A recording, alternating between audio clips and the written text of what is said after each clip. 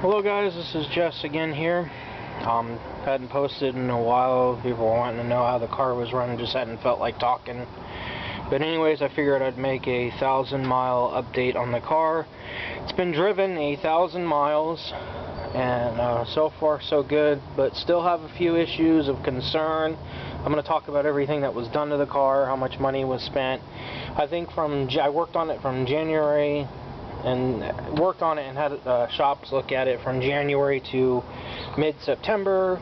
Probably put $2,000 into it after everything, after all the money, all the expenses of towing and repairs and dealing with bullshit. About $2,000. I really wish I could have had somebody that knew what they were doing look at the car, but nobody would follow up with me on it. I couldn't get any follow-up, so that's what happened. So right now, car runs and drives. A few issues, minor issues is I'm noticing that there's still a small leak of transmission fluid, a little bit of oil. From what I was told, it's probably a bad seal. I've been keeping an eye on it. As you can see, little specks and everything in the ground. It's not a whole lot, but just checking it. I know when I got it back from Firestone, there was that big puddle on the ground, so I don't know if they did something or it's just an old seal. And then when I shift, and it's always done that since I've had the car, when I shift the car from drive to reverse, you can hear it clunk real hard. It's done it since I've had the car. Somebody said it was on the page, it could be like a bad transmission mount or an engine mount. But that's that issue.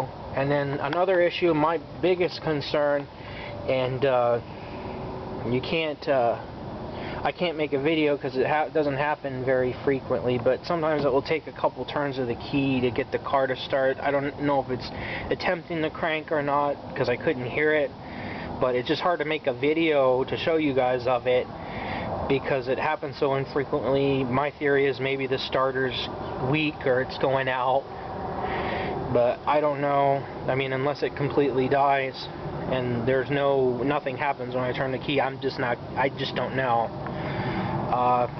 So that's an issue. It might need brakes, at least at the front. You know, you look at the master cylinder here and it's kind of low in the front, but then when you look at the back here, and it's hard to see in the camera, apologize for that, but you can see the back reservoir has a lot more fluid than the front. So I'm assuming maybe the fronts, but I mean, I had maybe less than 20,000 miles on those.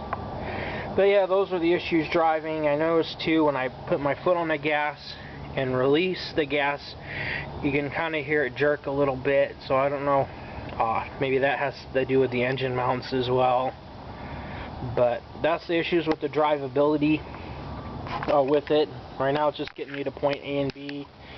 So we'll talk about the things that were replaced. Had to not put one but two batteries in. The initial battery I put in from when the car sat, and then I had to get another battery because Firestone let it die, and I took it, had it charged, they couldn't charge it, and Walmart for like months didn't have the battery, so I couldn't just go in and swap it out when it was under warranty. I just had to buy another battery because I didn't have transportation, so just went to the AutoZone within biking distance, had to buy another battery. So that was that. Flushed out the radiator, replaced the radiator cap, two bottles of antifreeze.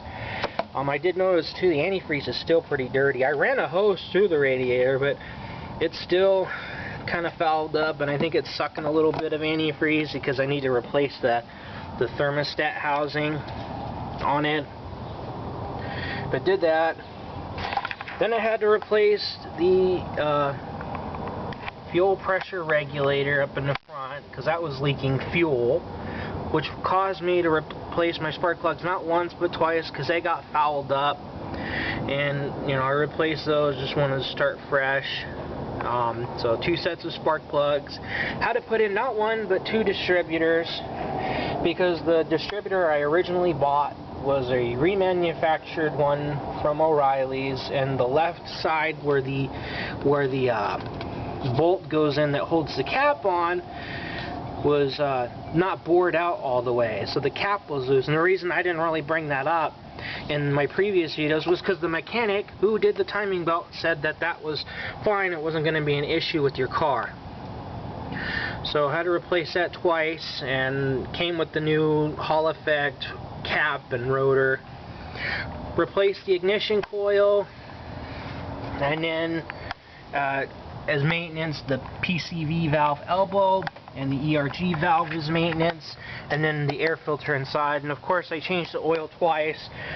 First oil change to get the crap out, and then the second one just to have the get a better oil in there and flush more of that crap out. Plus gas had got in there when the regulator was leaking. So that's everything in the front. And then Firestone, for some stupid reason, replaced my auto shutoff relay. They thought that was the fuel pump relay, and I guess you guys told me this one here is the fuel pump relay. I guess these don't ever go bad. So they did that. But that's everything on the front end, and I had to replace the wiper motor. It was another $100. That went bad before the car died. And I didn't take it apart right, so I had to mess with that. It's not perfect.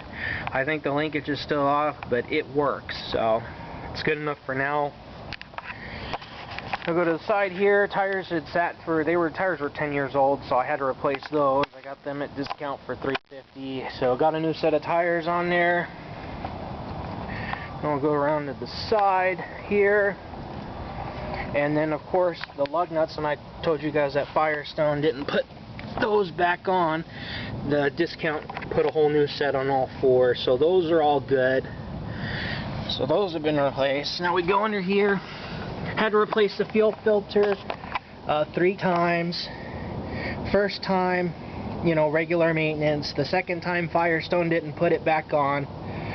Third time it got hit by by something because it wasn't tucked up underneath by the gas tank. And then the fourth time because I didn't have the right lines on there. So driven it. That was the last video. As you can see, it doesn't look like there's any substance coming from the fuel lines. So nothing coming that way. So that's fine. Reconnected everything at the fuel pump under there. So go over there. So we reconnected. So everything, hard to see, but so everything at the pump was reconnected, and I had fittings underneath it. I guess Firestone replaced that pump, and I don't know what they did with the original one, but they're like, oh, it's not working. But in reality, it was just like it was an electrical thing, a wiring issue that the one guy that did come out looked at, and he got fuel going to the system, something I wouldn't have known how to do. But he did that.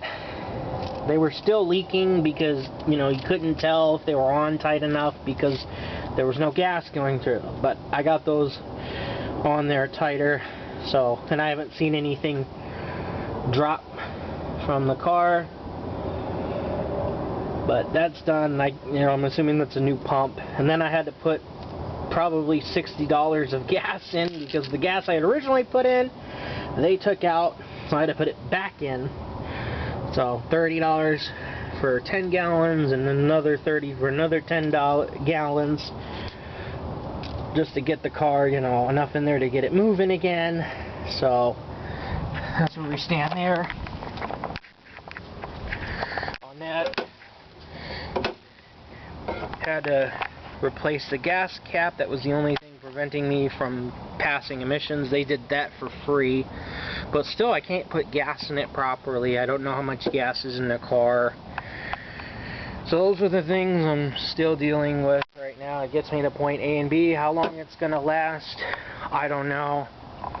But, I just wish I could have had somebody that knew what they were doing, come and look at the car. But everybody in Arizona, I just couldn't get any follow-up. So that's where we stand right now. This is the 1,000-mile update.